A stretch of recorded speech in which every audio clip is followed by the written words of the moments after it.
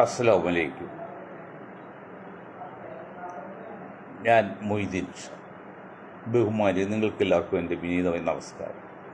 ഷാ വിഷലിലേക്ക് എല്ലാവർക്കും സ്വാഗതം. ഞാൻ സലാം ജില്ലയിൽ തുടങ്ങാൻ കാരണം ഞങ്ങൾ പലപ്പോഴും പറയാണ്ട് ഇതൊരു മനഃശാസ്ത്ര കൂട്ടായ്മയാണ്. ആ നിലക്ക് എന്തെങ്കിലും മനസ്സുമായി ബന്ധപ്പെട്ട കാര്യങ്ങൾ അറിഞ്ഞോ തന്നെ പറയുക ചെയ്യണ്ടേ.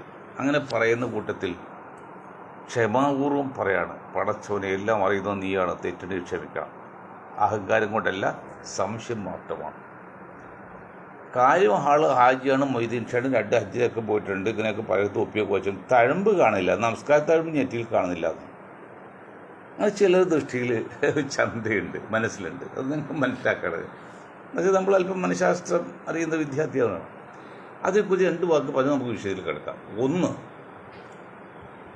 യഥാർത്ഥ ഭക്തൻ അള്ളാഹുവിനെ മനസ്സിൽ കണ്ടുകൊണ്ട്, അവരെ മനോമുകുരമായ കണ്ണാടിയിൽ കണ്ടുകൊണ്ട് കൈകെട്ടി നമസ്കരിച്ച് സുജൂദ് ചെയ്യുമ്പോഴാണല്ലോ ഞെറ്റി മുട്ടുന്നുള്ളൂ.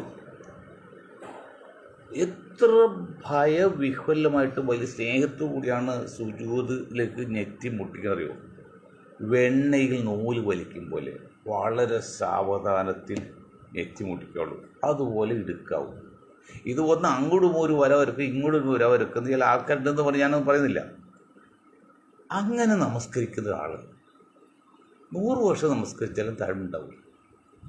അത് വേറൊരു കാര്യം, അത് പ്രവാചകനാണ് നമുക്കെല്ലാം മാതൃക. അദ്ദേഹത്തെ ഫോട്ടോ നമ്മൾ അനുഭവിച്ചിട്ടുള്ള ഇല്ലാരും. എങ്കിലും കിതാബുകളിലൊന്നും ഞാൻ പല മൗലിമാരോടും ഉസ്താദന്മാരോടും ചോദിച്ചാൽ പ്രവാചകന് നമസ്കാര താഴ്മുണ്ടായതോ കൊടവേറുണ്ടായതോ ഇല്ലെന്നുള്ളതാണ് ഞാൻ മനസ്സിലാക്കിയിരിക്കുന്നത്. തെറ്റിൽ നിങ്ങൾ തിരുത്താം. അത് അള്ളാഹുൽ ഭയപ്പെട്ട് ജീവിക്കുന്ന ആൾ അവർ ഒരു കാരണവശാലും വയറ് ചാടാനുള്ള സാധ്യത കുറവ്. കാരണം അവന് വയറ് നിറച്ച് ആഹാരം കഴിക്കില്ല. എന്താണ് പ്രവാചകൻ പറഞ്ഞത്? വയറ് നിറച്ച് ആഹാരം കഴിക്കരുത്. പിന്നെന്താണ്? 3 ഭാഗം ഭക്ഷണം, 3 ഭാഗം വെള്ളം, 3 ഭാഗം കാലി വേക്കൻറ്റ്. അങ്ങനെ കഴിക്കാവൂ. അങ്ങനെ കഴിക്കുന്ന ആൾ 50, 60, 70, 80 വർഷം ജീവിച്ചാൽ വലിയ കുടവേറുണ്ടാവില്ല. അപ്പം ചിലർക്കെല്ലാം വലിയ കുടവേറുണ്ട്. അത് അവരെ കുറ്റാധികം പറയുന്നില്ല, ദിനചര്യ ശ്രദ്ധിക്കാത്തതുകൊണ്ടാണ്. അതുപോലെ തഴമ്പും നമസ്കാരം ഉണ്ടാവില്ല. ഞാൻ അത്ര പുണ്യവാളെന്നും പറയുന്നില്ല, എങ്കിലും ഈ ബാധത്തിൽ അത്ര മോശമല്ല എന്നുള്ള അഭിപ്രായം എനിക്കുണ്ട്. അന്നേക്ക് ഞാൻ നമസ്കരിക്കുന്ന ഒരാൾ കൂടിയാണ്.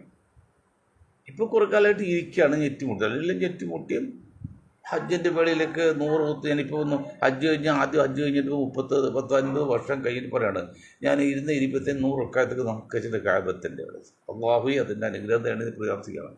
അപ്പോൾ നമ്മൾക്കാർ സാഹിബ് കാണത്തിനതാണ്. അത് ഞാൻ പ്രത്യേകം പറയുന്നത് ക്ഷമ കൊടുത്തോളൂ. ഇത് ഉള്ളവർ ഞാൻ കുറ്റപ്പെടുത്തല്ല. ചില ശരീരപ്രകൃതി കൊണ്ട് ചിലർക്ക് തൊട്ട തന്നെ താഴ്മ്പ് വരാൻ സാധ്യതയുണ്ട്. അങ്ങനെയൊക്കെ വരട്ടെ. ഏതായാലും ഇന്ന് സൺഡേ ആണ്. എല്ലാവരും വീട്ടിലിരിക്കുകയാണ്, വല്ലതും ടൂറൊക്കെ പോകണം. പ്രത്യേകിച്ച് ചിന്തിക്കുന്ന യുവജനങ്ങളോട് ചിന്തിക്കാൻ വേണ്ടി മാത്രം കോർപ്പറേഷനായിട്ട് ബന്ധപ്പെട്ട എറണാകുളം ജില്ലയുടെ ഭാഗങ്ങളായിട്ട് ബന്ധപ്പെട്ട 1-2 അഭിപ്രായങ്ങളും നിർദ്ദേശങ്ങളും പറയാം. ഒന്ന്, ഞങ്ങൾ ഈ Kerala urban and rural development agency കുട എന്ന് പറയും. കുട എന്ന് പറഞ്ഞാൽ ഒരു സംരക്ഷണമാണ്. നമുക്ക് മഴയത്തും വെയിലും കൊള്ളാതൊക്കെ സംരക്ഷിക്കാൻ, പട്ടി വന്നാൽ തെടിക്കാതെ, അങ്ങനെ ഒരു സംരക്ഷണ കവചമാണ് കുട എന്ന് പറയുന്നത്. ആ പേരിൽ ഒരു സംഘം ഉണ്ടാക്കിയിട്ട് അത് 88 ഉണ്ടാക്കിയിട്ട് ഒരുപാട് കാര്യങ്ങൾ ഗ്രാമവികസന ഫോറം എന്നൊക്കെ ഉണ്ടതിൽ ചെയ്ത് വെച്ചിട്ടുണ്ട്. അതിലൊന്നാണ് നമ്മൾ മാറമ്പള്ളിയിലുള്ള പാലം, അങ്ങനെ അങ്കമാലി മെഗാ ബൈപ്പാസ്, അങ്ങനെയൊക്കെ. അതൊക്കെ ചെയ്യട്ടെ, അതൊക്കെ ഇതിൻ്റെ നടന്നു വന്നിട്ട് എൻ്റെ ഗുണമുണ്ട്. എപ്പോൾ പറയുന്നത്, ഇപ്പോൾ താലൂക്കുകൾ വിഭജിക്കുന്ന സമയമാണ്. താലൂക്കിൻ്റെ പേരൊക്കെ മാറ്റിയ സമയമാണ്. അങ്ങനെ ഒരുപാട് വികസന പരിപാടി ചിന്തയിലുണ്ട് എന്ന് ഗവൺമെൻറ് പറയുന്നത്. അങ്ങനെ ഒരു ഉദാഹരണം പറഞ്ഞാൽ, ഇപ്പോൾ കണയന്നൂർ താലൂക്ക് എറണാകുളത്തുകാരെ സംബന്ധിച്ച്, എറണാകുളത്തുള്ള യുവതലമുറയെ സംബന്ധിച്ച് എന്താണ് കണയന്നൂർ താലൂക്ക്, ഏതാണ് കണയന്നൂർ താലൂക്ക് സംശയമാണ്. അതൊക്കെ ഈ എറണാകുളം താലൂക്കാണ് കണ്ണൂർ താലൂക്ക്. പണ്ട് ഇവിടെ ഒരു പേരുണ്ട് കണയന്നൂരിൻ്റെ. ആ പേര് ഞാൻ ഇല്ലാതാക്കല്ല. ജനങ്ങൾക്ക് മനസ്സിലാകുന്ന ഭാഷയിൽ, ഏറ്റവും ലളിതമായി പറയുന്ന ഭാഷയിൽ എന്താ ചെയ്യുക, എറണാകുളം താലൂക്ക് താങ്ങും. അതുപോലെ ഹൈദരാബാദിലും പിന്നെ അയോധ്യയിലൊക്കെ ഇരട്ട നഗരങ്ങളുണ്ട്. ഒന്ന് UP ആണ്, ഒന്ന് ആന്ധ്രാപ്രദേശാണ്. അതിൽ കൊച്ചിയെ സംബന്ധിച്ച് കൊച്ചിയുണ്ട്, എറണാകുളമുണ്ട്. കൊച്ചിൻ കോർപ്പറേഷൻ നമ്മൾ അറിയപ്പെടുന്ന മെയിൻ പോർഷൻ എറണാകുളമാണ്. അപ്പോൾ നമുക്ക് വേണമെങ്കിൽ കൊച്ചിൻ കോർപ്പറേഷൻ എന്ന് ഒന്നും എറണാകുളം കോർപ്പറേഷൻ വേറെ അതിന് ഇരട്ട് നഗരമാക്കുക. അങ്ങനെ ഇരട്ട് നഗരമാക്കാൻ നമുക്ക് ബുദ്ധിമുട്ടുണ്ടെങ്കിൽ മട്ടാഞ്ചേരിയോ ഫോർട്ട് കൊച്ചിയോ തോപ്പുംപടിയോ കേന്ദ്രമാക്കി ഒരു കൊച്ചി മുനിസിപ്പൽ കോർപ്പറേഷൻ ആകാം. എറണാകുളം മെയിൻ കോർപ്പറേഷനും. അപ്പോൾ എടപ്പള്ളി തൃക്കാക്കര ഉൾപ്പെടുന്ന അമ്പലച്ചത് എടപ്പള്ളി കേന്ദ്രമായിട്ട് നമുക്കൊരു മുനിസിപ്പാലിറ്റി ഉണ്ടാക്കാം. അവർക്ക് തൊട്ടപ്പുറത്ത് കളമശ്ശേരി ഇല്ലെന്നില്ല. കാരണം എടപ്പള്ളിക്ക് കേരളത്തിലെ ഏറ്റവും പഴയ ചുങ്കം അല്ലെങ്കിൽ ടാക്സ് പിരിക്കുന്ന സ്ഥലം അല്ലെങ്കിൽ കോട്ട, ടോള് എന്നൊക്കെ അങ്ങനെ ടോള് സ്ഥലമാണ്. കാരണം തിരുവിതാംകൂറിൽ നിന്ന് കൊച്ചിയിലേക്ക് വരുന്ന ഭാഗം എടപ്പള്ളി ടോള്. ഇന്നത്തെ ടോളിൻ്റെ സാധാരണ പേര് ഒന്നല്ലേ ഒരു ഫേമസ് ആണ് എടപ്പള്ളി. അപ്പോൾ എടപ്പള്ളി കേന്ദ്രമായിട്ട് തൃക്കാക്കര ഭാഗം ചേർന്നുള്ള ഒരു മുനിസിപ്പാലിറ്റി ഉണ്ടാക്കും. മറ്റൊന്ന് തൃക്കാക്കര മുനിസിപ്പാലിറ്റി. തൃക്കാക്കര എന്ന് പറഞ്ഞാൽ അത് മോശമെന്നല്ല പറയില്ല, പക്ഷെ ഇന്നിപ്പോൾ ആൾക്കാർ അറിയപ്പെടുന്നത് കാക്കരാണ്. അപ്പോൾ അതിൻ്റെ പേര് കാക്കാട് മുനിസിപ്പാലിറ്റി ആക്കാം. അതോടൊപ്പം തന്നെ നിയോജകമണ്ഡലത്തെ പേര് തൃക്കാക്കര കാക്കാട് നിയോജകമണ്ഡലം ആക്കാം. ഇപ്പോൾ ഫേമസ് കാക്കാടാണ്. അതൊക്കെ നമ്മൾ ചിന്തിക്കണം. ഇപ്പോൾ പാലായിട്ട് പോലെ എടപ്പള്ളി ടോൾ വഴിയുള്ള ഭാഗം എടപ്പള്ളി കേന്ദ്രമായിട്ട് ഒരു മുനിസിപ്പാലിറ്റി ആകാം. പിന്നെ കളമശ്ശേരി പാടി അങ്ങനെ ഒന്നും പോകും. മറ്റൊന്ന് നമുക്ക് ഗ്രേറ്റർ കൊച്ചിൻ ഡെവലപ്മെൻറ്റ് ഏജൻസി ഇല്ല, അതോറിറ്റിയാണ്. 2 GCDA വിശാല വികസന കൊച്ചി എന്നാണ്. കൊച്ചി അതോറിറ്റി വിശാല കൊച്ചി വികസന അതോറിറ്റി അതാണ്. അത് നമുക്കൊന്നുകൂടി മോഡിഫിക്കേഷൻ വരുത്തിയിട്ട് അതിവിശാല കൊച്ചി വികസന അതോറിറ്റി. ഈ അതിവിശാലത്തിന് പറയുന്നത് പല പേരുകളുണ്ട്, പല പേരുണ്ടാകാൻ പറ്റിയെങ്കിൽ ഏറ്റവും ഷൂട്ടായിട്ട പേര് അർബൻ മെഗ എന്ന് തന്നെയാണ്. നമ്മൾ മെഗാ ബൈപ്പാസിനെ കുറിച്ച് സംസാരിച്ചില്ലേ? 1988 mega bypass Edappally Angamaly Aroor mega ബൈപ്പാസിനെ കുറിച്ച് സംസാരിച്ചാണ് അതൊക്കെ പത്രത്തിലേക്ക് വന്നിട്ട്. അതുപോലെ മെഗാ കൊച്ചിൻ ഡെവലപ്മെൻറ്റ് അതോറിറ്റി. അപ്പോൾ GCDAക്ക് വരും MCD എന്ന് വരും. ഒരു അക്ഷരം മാത്രം മാറുള്ളൂ. എന്നിട്ട് അങ്കമാലി മുതൽ അരൂർ വരെയും അങ്ങ് അറബിക്കലിൻ്റെ ഭാഗം നമ്മുടെ KV തോമസ് മാഷിൻ്റെ അതൊക്കെ കുമ്പളിങ്ങൊക്കെ ഉൾപ്പെടെ അങ്ങ് കോതമംഗലം മൂവാറ്റും ഭാഗം ചേർത്തിട്ട് ഒരു അതിവിശാല കൊച്ചി വികസന അതോറിറ്റി. അങ്ങനെ ചെയ്ത് കുറച്ചുകൂടിയൊക്കെ സാങ്കേതികമായിട്ടും സാമൂഹികമായിട്ടൊക്കെ പരിഷ്കരണം വരുത്തി മുന്നോട്ട് പോയി ജനങ്ങൾക്ക് വേണ്ടി എന്ത് ചെയ്യുക എന്നുള്ളത് മാനുഷിക ധർമ്മമാണ്. അങ്ങനെ തൊഴിലാളി നേതാക്കളും രാഷ്ട്രീയ നേതാക്കളും ഉദ്യോഗസ്ഥന്മാരും കളക്ടർമാരും ഭരണസിരാ കേന്ദ്രങ്ങൾ നയിക്കുന്നവരെല്ലാം ഒന്നും കൂടി കാര്യമായിട്ട് നാടിന് വേണ്ടി ചിന്തിക്കും. നിങ്ങൾക്ക് ശമ്പളം കിട്ടാൻ നിങ്ങളുടെ കുട്ടികളെ അഡ്മിഷൻ വാങ്ങിക്കാനും കുട്ടികളെ പഠിപ്പിക്കാനും ജോലി കിട്ടാനും പിന്നെ അവർ കല്യാണം ആലോചിച്ചു അങ്ങനെ അങ്ങോട്ട് കണ്ടിന്യൂറ്റി ആയിട്ട് പോകാതെ നിങ്ങൾ നാടിന് എന്താണ് ചെയ്യും. അതിൽ പ്രധാന കാരണം ഇപ്പോൾ കോട്ടയത്ത് വരുന്ന തോമസിനോ ട്രിവാൻഡ്രത്ത് രാമേന്ദ്രനോ കോഴിക്കോട് വരുന്ന ഒരു മുഹമ്മദിനോ കൊച്ചി വികസിപ്പിക്കുന്ന വലിയ ആഗ്രഹം ഉണ്ടാവില്ല. അവനവർ പണി നിർത്തി കാശ് വാങ്ങിച്ച് എന്തെങ്കിലും കിട്ടുന്ന സമയം കൊണ്ട് സമ്പാദിച്ച് പോകണമെന്നല്ലാതെ അത്ര വലിയ ആത്മാർത്ഥം ഉണ്ടാവില്ല. ഉള്ളവരുടെ ഇല്ലെന്നല്ല. പക്ഷെ ആരാ പിന്നെ അത് കാണിക്കേണ്ടത്? ഗുണഭോക്ത നീഡി പീപ്പിൾ. ആരാണ് നീഡി പീപ്പിൾ? ലോക്കൽ ആൾക്കാർ. അപ്പോൾ ലോക്കൽ ആൾക്കാർ കൂടി ശ്രദ്ധിക്കണം. അല്ല ഉദ്യോഗസ്ഥന്മാരെ മാത്രം ഏൽപ്പിച്ച കാര്യമില്ല. ലോക്കൽ ആൾക്കാർ അതിൽ രാഷ്ട്രീയ നേതാക്കൾ, തൊഴിലാളി നേതാക്കൾ, അവർക്ക് ചേർന്ന് ഉദ്യോഗസ്ഥന്മാരുടെയും സർക്കാരിൻ്റെയൊക്കെ സപ്പോർട്ട് കൂടി നാടിന് ഉണർവുണ്ടാക്കണം, വികസനം ഉണ്ടാക്കണം. ഇപ്പോൾ ഡൽഹിയിൽ ഞങ്ങൾ ഡൽഹിയിൽ പാലിക ബസാർ അത് ഒരു സങ്കട കഥയാണ്. അടിയന്തരാവസ്ഥ വിനിയാന്ന് കഴിഞ്ഞ് ആ ഭാഷയും കഴിഞ്ഞ് ഞാനൊന്നും പറയണം. പാലിക ബസാർ പഴയ തുർക്കുമൻ ഗേറ്റാണ്. അവിടെയാണ് ഇന്ദിരാഗാന്ധിയുടെ മകൻ സഞ്ജയ് ഗാന്ധിയുടെ അന്നത്തെ ഏകാധിപത്യത്തിലും ദാർഢ്യത്തിലും വന്ന് പട്ടാളത്തെ കൊണ്ടുവന്ന് 10,000-കണക്കിന് അവിടുത്തെ ആളെ രാത്രി അന്ത്യമാണ് നശിപ്പിച്ചെല്ലാം പോയി, എല്ലാം നാട് വിട്ടുപോയി. ഒന്നൊന്നുമില്ല കാര്യമായിട്ട് ഒന്ന്. അന്നത്തെ കണ്ണീര് ഇന്നും മാറില്ല. അന്ന് ആലപ്പുഴക്കാരൻ ഒരു നായരാണ് അന്ന് അവിടുത്തെ അതിൻ്റെ ഉദ്യോഗസ്ഥൻ. അതേ പറഞ്ഞല്ലോ, ഇനി ഒരു കൊച്ചു പാകിസ്ഥാൻ ഡൽഹിയിൽ പറ്റില്ല എന്ന് വെച്ചാണ് തുർക്കുവാൻ ഗേറ്റ് മാറ്റിയത്. വലിയ ബസാർ ഭൂമിക്കടിയിലാണ് ബസാർ. തട്ടിപ്പിൻ്റെ കേന്ദ്രമാണ്. ഒരു ഞങ്ങൾ പല പ്രാവശ്യം പോയില്ല. എന്താ ഒറിജിനൽ സാധനം ഒക്കെ ഡ്യൂപ്ലിക്കേറ്റാണ്.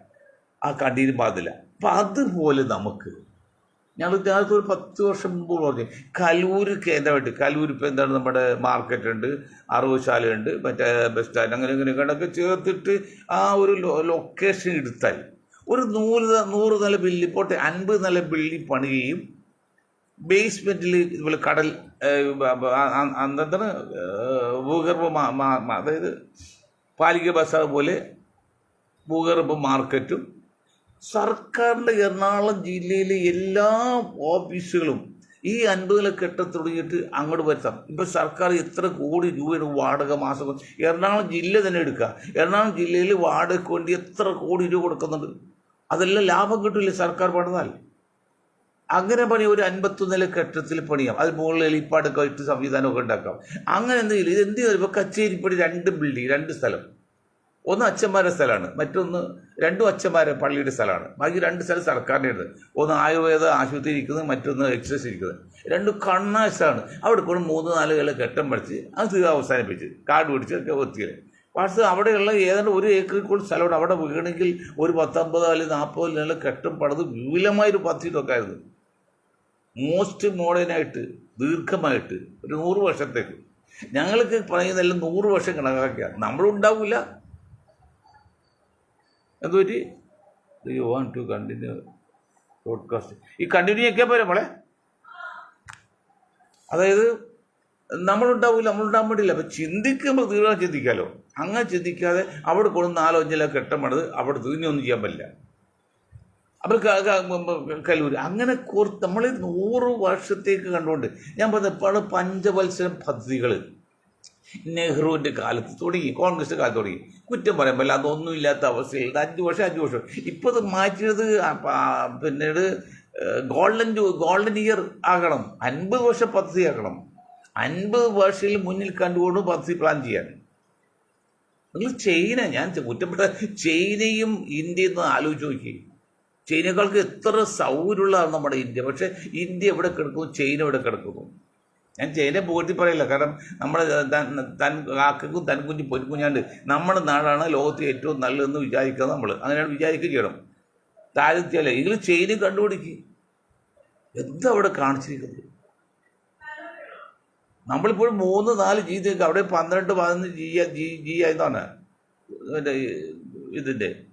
അപ്പോൾ അത് തന്നെ 7 നിലയിട്ട് ട്രെയിനുണ്ടല്ലോ, 7 നില അടിയിൽ 7 മുകളിലും 14 നിലയിട്ട് നമ്മുടെ കപ്പലൊക്കെ ഉണ്ടല്ലോ, 14-20 നിലയൊക്കെ പൊക്കമുള്ള കപ്പലാണല്ലോ, നമ്മളറിയുന്നില്ലെങ്കിലും. അപ്പോൾ 14 നില 7 നില മുകളിൽ കൂടി തീവണ്ടി പോകുന്നു, 7 അടി കൂടി പോകുന്നു. പിന്നെ അവിടെ സ്പീഡ് ലോഞ്ചൊക്കെ ഉണ്ടല്ലോ, ട്രെയിൻ ഉണ്ടല്ലോ നമ്മുടെ അങ്ങനെയുള്ള സ്പീഡ് ട്രെയിനൊക്കെ ഉണ്ട്. നമ്മൾക്ക് എത്ര വർഷമായിട്ടും നമ്മുടെ പരിപാടി മുന്നോട്ട് നമ്മൾ ജാതി, രാമക്ഷേത്രം, ബുദ്ധക്ഷേത്രം, പ്രതിമ, രാമരാജ്യം. ഒരു മനുഷ്യ രാമരാജ്യമാണോ ഇന്ത്യക്ക് ആവശ്യം? അത് വിശ്വാസമാണ്. നിങ്ങൾ വിശ്വസിച്ചു, അതിന് ആരും എന്ത് പറയുന്നു? നിങ്ങൾ ആരും വിശ്വസിച്ചു, അതിന് അത് അവകാശമുണ്ടല്ലോ. ഇപ്പം ഇത് പറയുമ്പോൾ ഒരു കാര്യം പറയണം. ഈ സംഘ് പരിവാർ മനുഷ്യനെ, പ്രത്യേകിച്ച് വിദ്യ കുറഞ്ഞ, സമ്പത്ത് കുറഞ്ഞ സാധാരണക്കാരായ, അതിൽ പ്രത്യേകിച്ച് മുസ്ലിം സമുദായത്തെ ബുദ്ധിമുട്ടിപ്പിക്കുകയും കളിയൊക്കെ ചെയ്യുന്ന രീതിയാണ്. ഞാനിപ്പോൾ 2 കല്യാണം കഴിക്കാൻ പാടില്ല എന്നൊരു നിയമം ഉണ്ടാക്കാൻ പോകുന്നുണ്ട്. ആര്? നമ്മുടെ അമിത്ഷാ. മുസ്ലിം സമൂഹമേ, ആ മുസ്ലിം സുഹൃത്തുക്കളെ, സാമാന്യം നിങ്ങൾ ചിന്തിക്കുക. ഇവിടെ ഒരു സുപ്രീം കോടതി ഉണ്ട്, ഇവിടെ എഴുതപ്പെടുന്ന ഭരണഘടനയുണ്ട്. ആ ഭരണഘടന വെച്ച് മുസ്ലിം സമുദായത്തിൽ കോടതിയിൽ പോയാൽ സുപ്രീം കോടതി അനുവദിക്കേണ്ടി വരും. ആ നിയമമൊന്നും അമിത്ഷാക്ക് ഉണ്ടാക്കാൻ പറ്റുന്നില്ല. എന്തുകൊണ്ടാണ്? ഇവിടെ വ്യക്തി സ്വാതന്ത്ര്യമുണ്ട്. വ്യക്തി സ്വാതന്ത്ര്യമാണ് അവനവൻ്റെ മതത്തിൽ വിശ്വസിക്കുക എന്നുള്ളത്. ആ വ്യക്തി സ്വാതന്ത്ര്യം വെച്ച് അവൻ്റെ മതത്തിൽ വിശ്വസിക്കുമ്പോൾ ഇസ്ലാം മത വിശ്വാസിയാണെങ്കിൽ അവൻ ഒന്നിലധികം വിവാഹം കഴിക്കാം.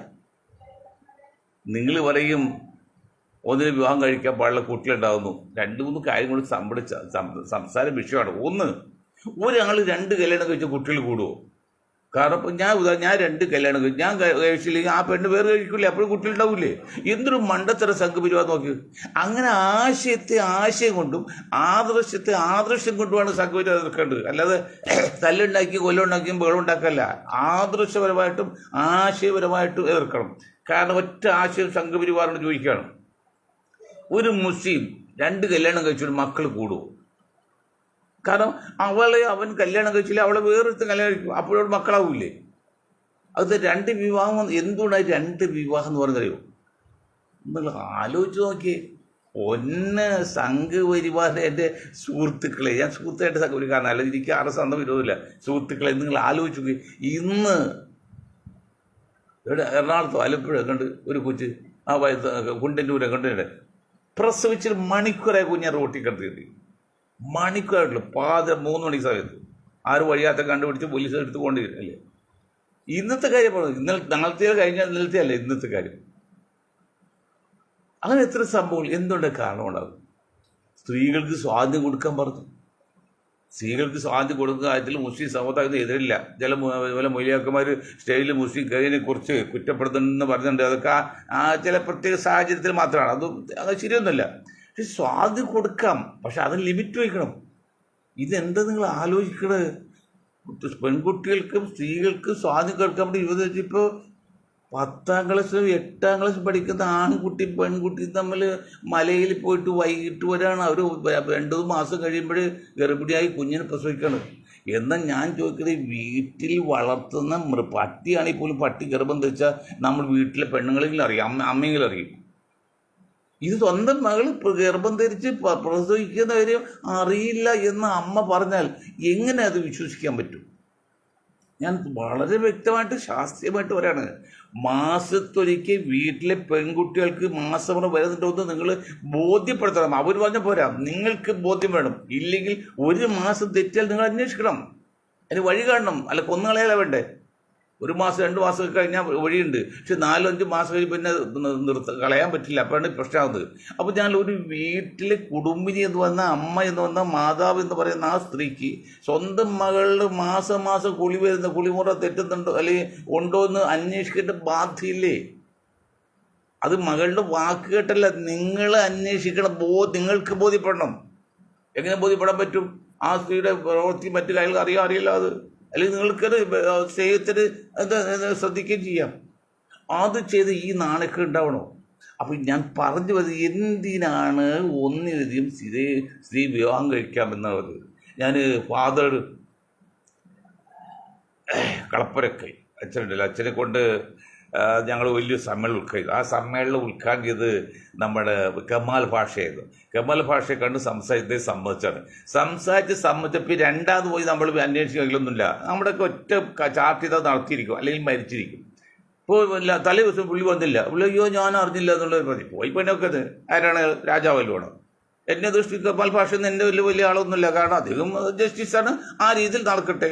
നമ്മൾ സത്യസന്ധമായിട്ട് പോകണം. നമ്മൾ പ്രോഗ്രാം ചാർട്ട് ചെയ്താൽ അത് നടത്തിയിരിക്കും, അല്ലെങ്കിൽ മരിച്ചാൽ കിടക്കാകണം. അത് പുള്ളിക്ക് മനസ്സിലായാലും വിട്ടുകളഞ്ഞ്.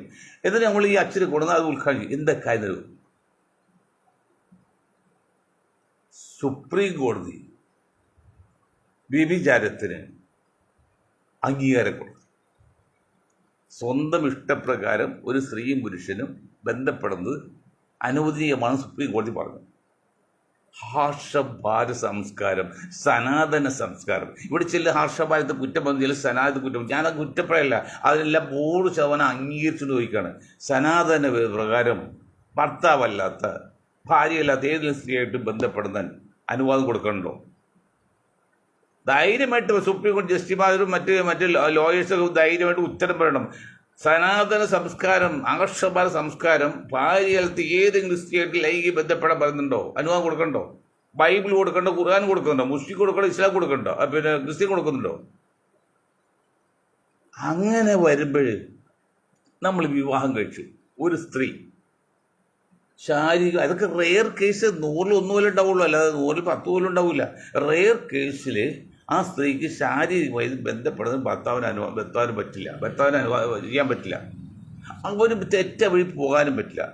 എന്ന് അവന് ആ ശാരീരിക ഇച്ഛ നിറവേറ്റും ചെയ്യണം.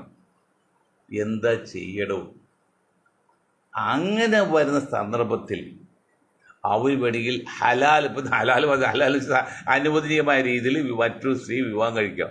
അതിന് ആദ്യ ഭാര്യയുടെ ഭാഗ്യമായുള്ള ഭാഗ്യമായിട്ട് സമ്മതം വേണം, അവർ ആരോഗ്യം വേണം, മറ്റെല്ലാ സംവിധാനം വേണം, സ്വത്തും ഒക്കെ വേണം. അങ്ങനെ ഉണ്ടെങ്കിൽ ഒരു തെറ്റായ വഴിക്ക് പോകാതിരിക്കാൻ വേണ്ടി അവന് വേണമെങ്കിൽ ഒരു സ്ത്രീയെ വിവാഹം കഴിക്കുക, അവൾക്ക് പൂർണ്ണ സംരക്ഷണം കൊടുക്കുക. ആ സംരക്ഷണം കൊടുക്കുമ്പോൾ ഇസ്ലാം എന്താ പറഞ്ഞ സംഘ് പരിവാറും ക്രിസ്തങ്കിയോടും ഒക്കെ പറയാണ്, നിങ്ങൾക്ക് വാക്കർത്ത് നോക്കരുത്. മുമ്പുള്ള വാക്കും താഴെയുള്ള വാക്ക് പറഞ്ഞ ഉത്തരം വേണം. അതായത് അവിടെ വ്യക്തമായിട്ട് പറയുന്നുണ്ട്, 2 മലകൾ നിങ്ങൾക്ക് ഇണക്കാം, പക്ഷേ ഒരു വാക്ക് പറഞ്ഞാൽ അത് അശ്ലീലം. അത് 4 ഇതിനെ എതിർക്കാൻ പറ്റില്ല. കാരണം 2 സ്ത്രീകൾ യോജിച്ചുകൊണ്ട് പ്രയാസമായതുകൊണ്ട് നിങ്ങൾ കഴിയുന്നും ഏക ഭാര്യയിൽ തന്നെ നിർത്തണം എന്ന് തന്നെ ഇസ്ലാം പറയുന്നത്. അല്ലെങ്കിൽ ചെല്ലുന്നിടത്ത പെണ്ണ് കിട്ടാൻ ചെല്ലുന്ന വിവാഹമോചനം ചെയ്യാമെന്ന് പറഞ്ഞിട്ടില്ല. വിവാഹമോചനം അനുവദനീയമാണെന്ന് പറഞ്ഞാലും ആത്യന്തികമായിട്ട് അതിൻ്റെ അർത്ഥം അങ്ങനെ വിവാഹമോചനം ചെയ്യാൻ പാടില്ല തന്നെയാണ്. അവർ 2ാമത് വിവാഹം കഴിക്കാൻ പാടില്ല തന്നെയാണ്. പക്ഷേ റെയർ കേസ് അവന് ശാരീരികമായിട്ട് കഴിവുണ്ട്, സമ്പത്തൊക്കെ ഉണ്ട്, ഭാര്യ കൊണ്ട് അത് തൃപ്തിപ്പെടുത്താൻ പറ്റില്ല. അങ്ങനെ ചില കേസ് വരല്ലോ. അങ്ങനെ ഒരു തെറ്റായ വഴിക്ക് പോകാതിരിക്കാൻ വേണ്ടി മാത്രം അള്ളാഹുവിൻ്റെ കൽപ്പന അല്ലെങ്കിൽ പ്രവാചകൻ്റെ ഹദീസ് എന്താണ്, നിങ്ങൾക്ക് ആകാം. അത് റെയർ കേസാണ്. അതിൻ്റെ പേരിൽ ഇപ്പോൾ ഇവിടെ ഗവൺമെൻറ് ഓഫ് ഇന്ത്യയും സുപ്രീം കോടതിയും ഒക്കെ പറഞ്ഞത് നിങ്ങൾ വ്യഭിചരിച്ചത് കുഴപ്പമില്ല, പക്ഷേ 2ാമത് വിവാഹം കഴിക്കാൻ പറ്റും. ഇവിടെ പണക്കാരിൽ ചിഹ്ന വിടില്ലാത്ത ഒരു ജാതിയില്ല. തമിഴുമില്ല, കർണാടകയില്ല, ഹിന്ദുവില്ല, ക്രിസ്ത്യാനിയില്ല, ഒന്നുമില്ല. ഒക്കെ ചിഹ്ന വിടിട്ട് പണമുണ്ടോ, അവൻ ആരോഗ്യമുണ്ടെങ്കിൽ ചിഹ്ന വിട്ടിട്ടുണ്ട്. അതിൻ്റെ അപകടം എന്നറിയും. ഇവിടെ മൗലിക അവകാശം എല്ലാവർക്കും തുല്യമല്ലേ, ഇരിക്കുള്ളതിൽ നിങ്ങൾക്കും വേണ്ടേ. അതിന് ചിഹ്ന വീണ്ട അപകടം എന്തോ, ഏറ്റവും ലളിതമായ അപകടം, ഒരു സ്ത്രീ ജീവിതം പൂർണ്ണമാണെങ്കിൽ അവൾ വിവാഹം കൂടി അമ്മയാകണമെപ്പോഴാണ്. ഇത് ചിഹ്ന വീട്ടിൽ ഒരാൾക്ക് അമ്മയാകാൻ പറ്റുമോ? അത് തന്നെ ആ സ്ത്രീയോട് ചെയ്ത ഏറ്റവും വലിയ വഞ്ചനയല്ലേ. ചിലപ്പോൾ സാമ്പത്തിക ബുദ്ധിമുട്ടുണ്ടായിരിക്കാം, ചിലപ്പോൾ മറ്റെന്തുകൊണ്ടെങ്കിലും വിവാഹം കഴിക്കാൻ അവൾ സമ്മതിക്കും, പക്ഷെ അവൾക്ക് അമ്മയാകാൻ പറ്റില്ല. അതല്ലേ ആ പുരുഷൻ അവളോട് കാണിക്കുന്ന ഏറ്റവും വലിയ വഞ്ചനയും അനീതിയും അനാചാരമൊക്കെ ഉള്ളത്. ആ ചിഹ്ന വീട് നിങ്ങൾ പ്രോത്സാഹിപ്പിക്കുകയാണ് ഗവൺമെൻറ് ഓഫ് ഇന്ത്യയും കോടതിയൊക്കെ. നിങ്ങൾ വ്യഭിചരിച്ച കുഴപ്പമില്ല, കല്യാണം കഴിക്കാൻ പാടില്ല. ആ നിയമത്തെ അനുവദിക്കാൻ പറ്റുള്ളൂ യഥാർത്ഥ ഇസ്ലാമിന്. താടിയും തൊപ്പിയും നമസ്കാരമുള്ള മുസ്ലിം കയ്യിലാണ് യഥാർത്ഥ ഇസ്ലാം, law of Islam, theory of Islam, policy of Islam. ആ ഇസ്ലാം വിശ്വാസിക്ക് അങ്ങനെ, യഥാർത്ഥ വിശ്വാസിക്ക് അങ്ങനെ ചെയ്യാൻ പറ്റില്ല. അത് ഏതുപോലെ അറിയുമോ? ഞാൻ നിർത്താൻ പോകണം. കാഞ്ഞിരപറ്റത്ത് ഒരു ഔലിയ ഉണ്ട്, ഒരു ദിവ്യൻ എന്ന് പറഞ്ഞ അദ്ദേഹത്തിൻ്റെ അടുക്കൽ അമ്മയും മകനും കൂടി വന്നു. മകൻ കൊച്ചുകുട്ടിയായിരിക്കുമ്പോഴാണ്. അപ്പോൾ പ്രഭു അല്ലെങ്കിൽ ഗുരു അല്ലെങ്കിൽ ഉസ്താദെ, എൻ്റെ മകൻ കൂടുതൽ ചക്കര കഴിക്കുന്നത്, അതുകൊണ്ട് ഇവിടുന്ന് പറയണമെന്ന് പറഞ്ഞു. അപ്പോൾ ഒരാഴ്ച കഴിഞ്ഞ് വരാൻ പറഞ്ഞു. ഒരാഴ്ച കഴിഞ്ഞ് വന്നപ്പോൾ തലയിൽ തൊട്ട് പറഞ്ഞു, മോനെ അധികം മധുരം കഴിക്കുന്ന നല്ലതല്ല എന്ന് പറഞ്ഞു വിട്ടു. ഇത് 2 കാണുന്നത് ശിക്ഷിച്ച് ചോദിച്ചു, എന്താ ഗുരു അങ്ങനെ പറഞ്ഞു? അത് മറ്റൊന്നുമില്ല, അന്ന് നമ്മൾ മധുരം കൂടുതൽ ഇഷ്ടപ്പെടുന്നത്, അതാണ് അവിടെ ചക്കരക്കഞ്ഞി കൊടുക്കുന്നത്. അവിടെ ചക്കരക്കഞ്ഞി കൊടുക്കൽ അവിടെ ചോമാരി വിഭാഗമാണ് മുസ്ലിങ്ങളധികം കൊടുക്കുന്നത്, അത്ര സ്നേഹത്തിൽ പോകുന്നത്. അങ്ങനെ ചക്കരക്കഞ്ഞി അതിൻ്റെ മധുരമാണ്. ഞാൻ ഒരാഴ്ച ക്രമേണ കുറച്ച്, അതിന് ശേഷം പറഞ്ഞു. അപ്പോൾ ഉപദേശം കിട്ടി. അതായത് നമ്മൾ മാതൃ കാണിച്ചാൽ മാത്രമേ നമ്മൾ അത് സ്വീകരിക്കുള്ളൂ. അതിനർത്ഥം മറ്റൊരു കാര്യം കൂടി പറഞ്ഞിട്ട് ഞാൻ നിർത്താതെ, മറ്റേ കോഴി അറുത്ത് കൊണ്ടുവരാൻ പറഞ്ഞു. ആരും കാണാതെ കോഴി അറുത്ത് കൊണ്ടുവരാൻ പറഞ്ഞ് ശിഷ്യന്മാർക്ക് കോഴിയെ കൊടുത്തത്. എല്ലാവരും ആ മറയെ പോയി കിടത്തു. ഒരാൾ മാത്രം കൊണ്ടുവന്ന് അറക്കാതെ കൊണ്ടുവന്ന്. എന്താ കാര്യം? അള്ളാഹുവിനെ കാണാതെ അറക്കാൻ എനിക്ക് സാധിക്കില്ല, അതുകൊണ്ട് ഞാൻ അർത്ഥമില്ല ഉസ്താദി എന്ന് പറയും. അവനാരാ വലിയ ദിവ്യ ആളാണ്, ആൾവേദ്യം പറയത്തില്ലേ. അപ്പം അതുപോലെ വരുമ്പോൾ നമുക്ക് ദൈവത്തെ മറക്കാൻ പറ്റില്ല, നാട്ടുകാരെ മറക്കാം, നമ്മളെ വഞ്ചിക്കാം, വൈഫിനെ വഞ്ചിക്കാം, അള്ളാഹുവിന് മുമ്പിൽ പറ്റിക്കാൻ പറ്റില്ല. കാരണം നാം ഈ മനഃശാസ്ത്രജ്ഞനും പടച്ചവനും സാധാരണക്കാർ തമ്മിലുള്ള ലളിതമായ വ്യത്യാസം പറഞ്ഞ് നിർത്താൻ പോകണം. എന്നറിയുമോ? അള്ളാഹുവിനെ സംബന്ധിച്ച് മൊയ്തീൻ ഷാ എന്താണ് ചിന്തിക്കാൻ സാധ്യതയുള്ളതെന്ന് അറിയാൻ പറ്റും. ഒരു മനഃശാസ്ത്രം സംബന്ധിച്ച് മൊയ്തീൻ ഷാ എന്താണ് ചിന്തിച്ചുകൊണ്ടിരിക്കുന്നത് അറിയാൻ പറ്റും. ഒരു സാധാരണ സംബന്ധിച്ചാൽ അതാണ് മൊയ്തീൻ ഷാ ചിന്തിച്ചാൽ, അതാണ് ലളിതമായി. അതൊന്നല്ല വ്യത്യാസം, ലളിതമായി വ്യത്യാസം നിങ്ങൾ സാധാരണക്കാർക്ക് മനസ്സിലാക്കാൻ വേണ്ടി പറയണം. അതാണ് അള്ളാഹു. അപ്പോൾ അള്ളാഹു എല്ലാം അറിയുന്നവനാണ്, നമ്മുടെ വിശ്വാസിയാണെങ്കിൽ. അപ്പം അതുകൊണ്ട് അങ്ങനെയൊക്കെയുള്ള കാലത്ത് ഇന്ത്യൻ ഭരണഘടന നിലനിൽക്കുന്നുണ്ടെങ്കിൽ അവൻ്റെ വിശ്വാസത്തിൻ്റെ ഭാഗമായതുകൊണ്ട് ഒരു പുരുഷന് വേണമെങ്കിൽ അത് നിർബന്ധമല്ല, മസ്റ്റല്ല, വേണമെങ്കിൽ അവന് ദൈവത്തെ പേരിച്ച് ജീവിക്കുന്നവന് വേണമെങ്കിൽ വിവാഹം കൂടി കഴിക്കാം. ആ ഒരു എക്സെപ്ഷൻ മാത്രമാണ്, അത് സുപ്രീം കോടതി അനുവദിക്കും. അപ്പോൾ അമിത്ഷായുടെ ഈ തള്ളൊന്നും വില പോവില്ല.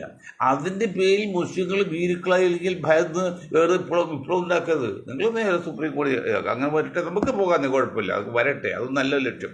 അപ്പോൾ ഇങ്ങനെയൊക്കെ ഇരിക്കുമ്പോൾ ബഹുമാന്യ മനുഷ്യരെ, നിങ്ങൾ ദൈവത്തെ ഭയപ്പെടുക, ദൈവത്തെ വിശ്വസിക്കാൻ പേടിക്കുക. അത് ഹിന്ദു ദൈവമായാലും ക്രിസ്ത്യൻ ദൈവമായാലും ഇസ്ലാം ദൈവമാണെങ്കിലും ദൈവമെല്ലാം ഒന്നുള്ളൂ. എല്ലാ പുഴയും കടലിൽ ചെന്ന് ചേരും പോലെ എല്ലാ മതങ്ങളും ആശയങ്ങളും ഏക ദൈവത്തിൽ വരാണ്. അതെല്ലാം മതം പറയുന്നത്.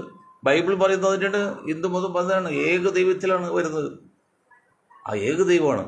അപ്പോൾ ഇവിടെ അള്ളാഹു, ഇത് കാലം മാറി, ഈ പ്രജകൾ കഷ്ടപ്പെടുതാണ്ട്, വെള്ളപ്പൊക്കത്തിൽ കഷ്ടപ്പെടുതാണ്ട് ഹാർട്ട് പൊട്ടി, ഹൃദയം പൊട്ടി മരിച്ച, അന്ന് ഹാർട്ട് അറ്റാക്കൊന്നുമല്ല, അന്ന് ഹൃദയം പൊട്ടി ഹൃദയം പൊട്ടിയപ്പോൾ ഹിന്ദു രാജാക്കളുടെ രാജ്യമാണ് നമ്മുടെ ഇന്ത്യ. അത്ര സ്നേഹവും പ്രജകളോട് വാത്സല്യമുള്ള രാജാക്കന്മാരും ഹിന്ദു പ്രമാണിമാരും ആയിരുന്നു ഇന്ത്യയിലെ ഹിന്ദുക്കൾ. ആ സ്ഥാനത്ത് നിങ്ങളൊന്ന് ആലോചിച്ച് നോക്കി, ബുദ്ധിയുടെ അംശം ഉണ്ടെങ്കിൽ ശാന്തമായിട്ട് അല്ലാഹ് എന്ന് കേൾക്കാൻ പാടില്ല, അല്ലാഹ് എന്ന് വാങ്ങി വിളിക്കാൻ പാടില്ല. എന്തൊരവസ്ഥയാണ്. പക്ഷേ വൈദ്യൻ ഇച്ഛിച്ചും രോഗി വൈദ്യൻ ഇച്ഛിച്ചും വൈദ്യൻ കൽപ്പിച്ചും രോഗി ഇച്ഛിച്ചും പാൽ എന്ന് പറയുമ്പോലെ ഒരു കാര്യം മനസ്സിലാക്കണം, സംഘപരിവാർ പെടാതിരിക്കട്ടെ, ആവശ്യത്തിലധികം പബ്ലിക്കിന് ബുദ്ധിമുട്ടിക്കാൻ പാടില്ല. ഇപ്പം ഞാൻ ഈരാറ്റോട്ട് ചെന്നപ്പോൾ നമ്മുടെ PC ചോദിച്ചിട്ടില്ല, അവിടെ 2 പിള്ളേ അപ്പുറത്ത് പോകും, അത് 4 8 മൈക്ക് വെച്ചിട്ടുണ്ട്, 2 ഒരേ സമയത്ത് വാങ്ങി കൊടുക്കും, 8 സ്ഥലത്ത് കയറും. അപ്പം ഞാൻ അവിടെ വലിയ തർക്കം നിൽക്കാതെ ഞാൻ അവിടെ ദിവസം നമസ്കാരം കയറി, ഞാൻ വിവരം കാണിച്ചു പറഞ്ഞു ഇത് വലിയ പ്രശ്നമാണല്ലോ എന്ന്. അപ്പോൾ ഞാൻ പറഞ്ഞു എന്താ കാര്യം, നിങ്ങൾ കാഞ്ഞി കിഴക്കോട്ട് പോകുന്ന 2 മൈക്ക് ഓഫ് ചെയ്യും, വടക്കോട്ട് പോകുന്ന 2 മൈക്ക് ഓഫ് ചെയ്യും, അങ്ങനെ വരാണെങ്കിൽ 2 പള്ളി വാങ്ങുകയും സമയം വിളിക്കുകയും ചെയ്യാം, 4 സ്ഥലത്തേക്ക് കൃത്യമായിട്ട് പോയിക്കോളും, ഇരട്ടിപ്പ് വരില്ല. അങ്ങനെ അത് നന്നാ പ്രശ്നം തീർന്നു. അതിനുണ്ട്. അപ്പോൾ മനുഷ്യരെ ബുദ്ധിമുട്ടിക്കാവുന്ന രീതിയിൽ വാങ്ങി വിളി കേൾക്കാൻ പാടില്ല, കൊടുക്കാൻ പാടില്ല. വാങ്ങി വിളിക്കും, അതൊക്കെ നിയന്ത്രിക്കും, നല്ല കാര്യമാണ്. അതുപോലെ പള്ളിയിൽ മെയ്ക്ക് വെച്ചിട്ട് പ്രസംഗിക്കും. ഞാൻ എൻ്റെ മഹൽ ചമ്പറയ്ക്ക് നടക്കാ പള്ളിയിലാണ്, ഞാൻ പള്ളിയുടെ പ്രസംഗമൊക്കെ ആയിരുന്നില്ല, ഇപ്പോൾ മാറിയതില്ല.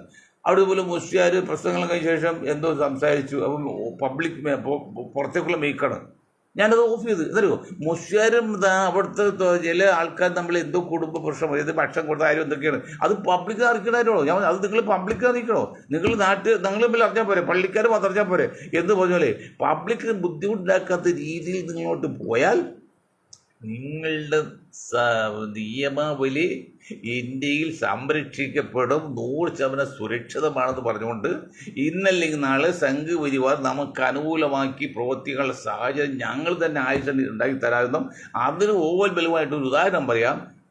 ബോംബെയിൽ ശിവസേന, BJP അല്പം ഫാസിസം പോലെ അല്ലെങ്കിൽ ഏകാധിപതിയേ ഉള്ളൂ, പ്രാദേശികവാദം അവർക്കില്ല.